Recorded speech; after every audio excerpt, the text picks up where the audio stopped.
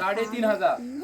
तर त्यापैकी काही कुंड महाराष्ट्रात आहेत आणि महाराष्ट्रातल्या आपल्या रत्नागिरी जिल्ह्यात दापोलीला उन्हवरे, त्यानंतर आपल्या चिपळूणमधल्या आरवली, हे राजवाडी, आणि त्याच्या पुढं अजून राजापूरमध्ये उन्हाळे म्हणून एक ठिकाण आहे. त्या ठिकाणी हे गरम पाण्याचे कुंड आहे. तर हे गरम पाण्याचं कुंड, त्याला इंग्लिशमध्ये हॉट स्प्रिंग म्हणतात.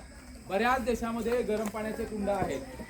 आणि ते कसे तयार झाले तर आपली पृथ्वी जी आहे, पृथ्वीचं वरचं कवच आहे ते थंड आहे, त्याच्या आतमध्ये गरम खडक आहे आणि त्याच्या अगदी आतमध्ये द्रवरूपात म्हणजे वितळलेले खडक आहेत.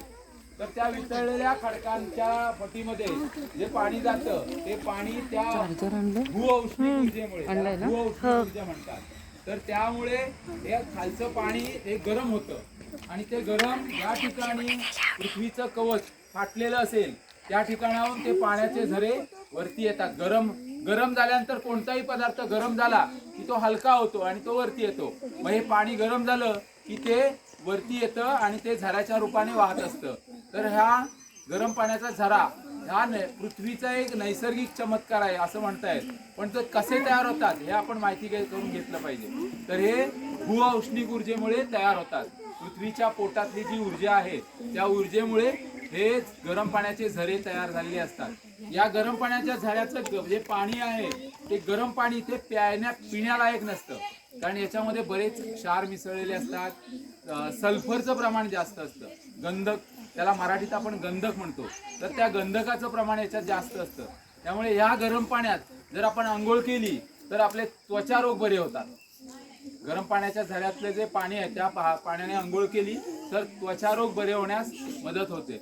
तर हा काही दैवी चमत्कार नाहीये.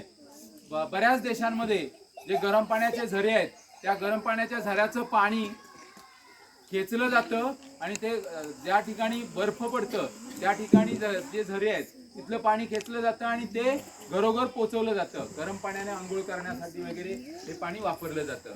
आपल्याकडे आरवली, त्यानंतर दापोलीमध्ये उन्हवरे आणि राजापूरमध्ये उन्हाळे या ठिकाणी आंघोळ करण्याची व्यवस्था केलेली आहे. तर अशा प्रकारे हे गरम पाण्याचे झरे हा काही दैवी चमत्कार नाही, तर हा पृथ्वीचा नैसर्गिक चमत्कार आहे आणि या पाण्याचा आंघोळीसाठी उपयोग करता येतो. तर हे गरम पाण्याचे झरे आपण आज कोणत्या ठिकाणी आलोय? राजवाडी. कोणत्या ठिकाणी? राजवाडी. आता सगळ्यांनी त्या बाजूला जा आणि तिथे गरम पाण्याच्या झऱ्यात पाय बुडवून बघा.